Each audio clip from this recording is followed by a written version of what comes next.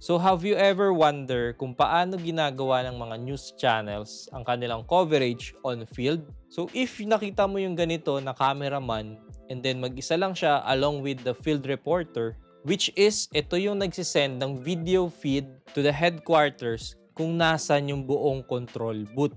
And take note, this is real time. So, paano nangyayaring nakakapag-send sila ng signal? The answer is a device like this. This particular product is from KiloView. Itong device na to ay nakakonect sa camera and then it will send that SDI or HDMI signal to the receiving headquarters. This device is so simple, it makes small to medium production achieve an ultra-compact setup package in one simple device like this. So bakit ko nasabi na for small to medium production? Just to put in context, this is how much it would cost you to set up yung ganong ka-compact na remote coverage. And again, thanks to KiloView, this P3 Mini only cost around 105,000 pesos. So with that amount, pwede nang ma-achieve yung compact setup ng remote coverage. Now, how reliable is this device? Imagine your Android phone, it has 2 SIM cards. But this device, it has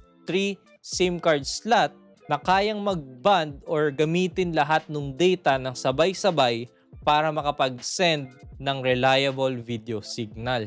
And lastly, just to emphasize how affordable this setup for small to medium production. As I mentioned earlier, other brands need this encoder and an additional receiving system. But with the KiloView, they provided their free server, which is this server will receive all your P3 Mini and other encoder signal direct to the server.